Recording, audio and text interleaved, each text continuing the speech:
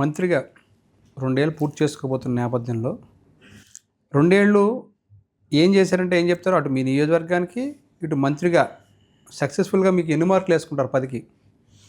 అది మార్కుల విషయం వస్తే మనం వేసుకోవడం కాదు, చంద్రబాబు నాయుడు గారు వేస్తారు. అంటే అయితే మీకు ఒక కాన్ఫిడెన్స్ ఉంటది కదా! నేను ఇంత కష్టపడ్డాను, ఇంత చేశానంటే అంటే ఫీల్డ్‌లో ఆయన ఇంతలా తిరిగాను అంటే. అంటే ఖచ్చితంగా చంద్రబాబు నాయుడు గారు నిరంతరం మీ శాఖకి ఏం చేశారో నాకు చెప్తా ఉండాలి. కృష్ణా జిల్లా మీరు ఇన్ఛార్జ్ మినిస్టర్, దాంట్లో అందులో యాక్టివ్గా ఉండాలి. At the same time constituency main, కాన్స్టిట్యున్సీలో చూసుకోవాలి.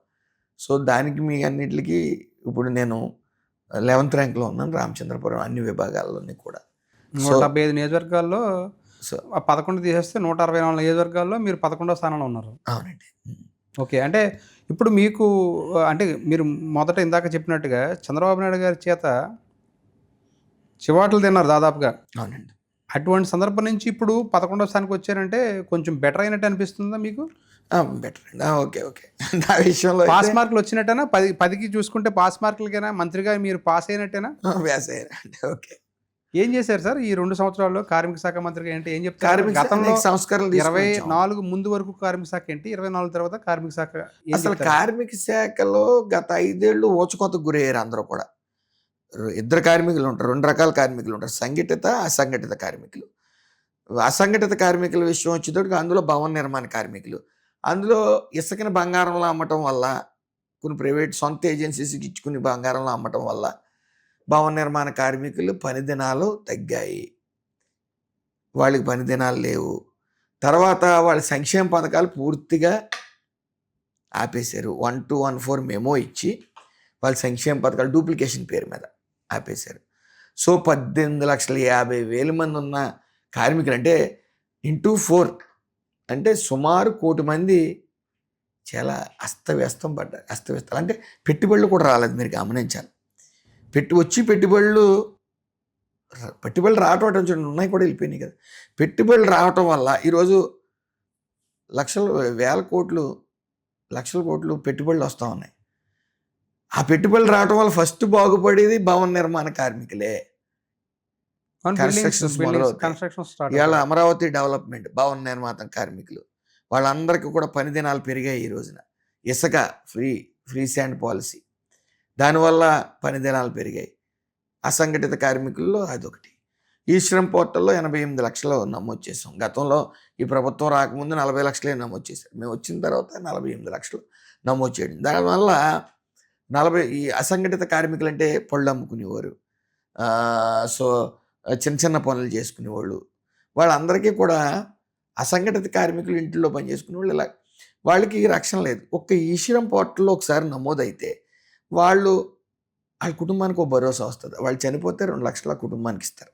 ఓన్లీ నమోదు చేసుకుంటే ఆధార్ కార్డు తీసుకెళ్ళి తర్వాత ₹1,00,000 సహజ మరణంకి వస్తుంది. పాక్షికంగా వాళ్ళ డిసేబిలిటీ ఏదైనా అయితే పర్మనెంట్ డిజేబిలిటీకి 2 లక్షలు, టెంపరీ ఏదైనా ఉంటే ₹1,00,000 చిన్న చిన్న అయితే. సో అలాగే వాళ్ళకి స్కిల్ ఇవ్వడానికి వాళ్ళు ఇప్పుడు అసంఘటిత కార్మికులు ఎంతమంది ఉన్నారంటే దానికి లెక్కలేదు. ఈ శ్రమ్ పోర్టల్ ద్వారా నమోదైన వాళ్ళందరినీ తీసుకుంటున్నారు. రేపొద్దున అన్ఆథరైజ్డ్ వర్కర్స్ వెల్ఫేర్ బోర్డు అనేది ఒకటి పెట్టమని చెప్పి కొత్త లేబర్ కోడ్స్లో వచ్చింది. సో అందులో నమోదు చేసుకుంటే ఇటు సిఎస్ఆర్ ఫండ్ ద్వారా కేంద్రం, ఇటు సిఎస్ఆర్ ఫండ్ ద్వారా స్టేట్ దాంట్లో ఫండింగ్ వేసి అసంఘటిత కార్మికులకి పూర్తి భరోసా ఇవ్వడం. అలాగే సంఘటిత కార్మికులు 15 లక్షల చిల్లర ఉన్నారు. వాళ్ళ ఆరోగ్యం పట్ల కానీ వాళ్ళు సేఫ్టీ మెజర్స్ కానీ ఎక్కడ తీసుకోలేదు.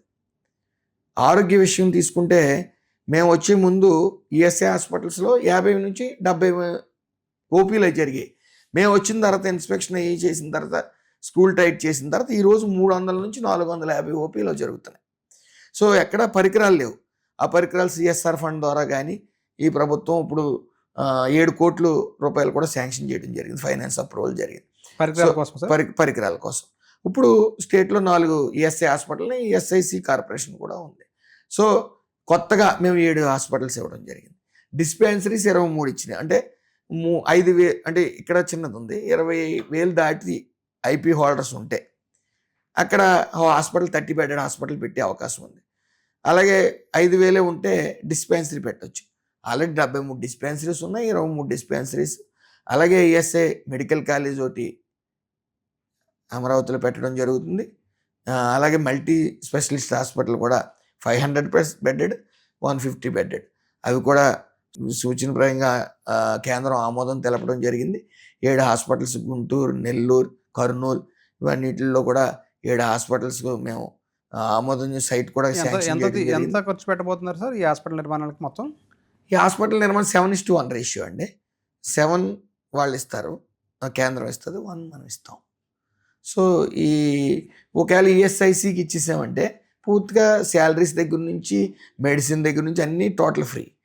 ఈఎస్ఐ కింద ఉంచామంటే మన కింద ఉంచుకున్నామంటే 7:1 రేషియో. సో ఒక అదనంగా ఒక 7 హాస్పిటల్ రాబోతున్నాయి. 7 హాస్పిటల్స్, ఒక medical college, 150 bedded super specialist hospital, 500 bedded hospital.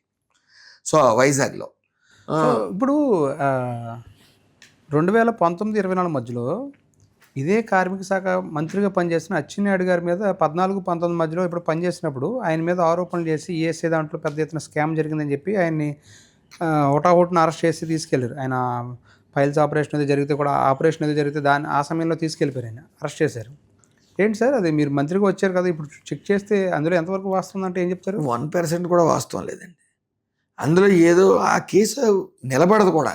ఎవరినో ఒప్పుకోమని చెప్పి కొంతమందిని తీసుకెళ్ళి కొట్టడం, అందులో ఏదో డాక్యుమెంటేషన్లో చిన్న తేడా ఉందని చూపించడం, అసలు హాస్యాస్పదంగా ఉంది ఆ కేసు. అదే ఎట్టి పరిస్థితులు నిలబడి కేసు కాదు, అది నిలబడదు కూడా. పెట్టిన కేసులన్నీ కూడా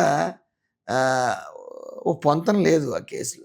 వాళ్ళు ఏదో పెట్టాలి, అనగదొక్కాలి, ఎవరిని బయటికి రానివ్వకూడదు, ఓ రాక్షస పాలన సాగించాలి, మనం సంక్షేమ పథకాలు ఇచ్చేస్తున్నాం, సో ప్రజలు ఓటేసేస్తారు, వీళ్ళందరినీ ఇంట్లోంచి రాకుండా చేయించాలి, ఇలాగే ఉన్మాదిలాగా ఆలోచించాడు ఆయన.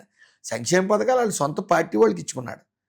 వాళ్ళ పార్టీలో ఎవరు పనిచేస్తున్నాడో రాజకీయ నిరుద్యోగులకి అందరికీ కూడా సంక్షేమ పథకాలు, ప్రతి ఒక్కరికి కూడా డమ్ము ఆ సర్టిఫికేట్ పెట్టేయడం, అది పరీక్షలకి వాళ్ళకి సంక్షేమ పథకాలు ఇచ్చేయడం.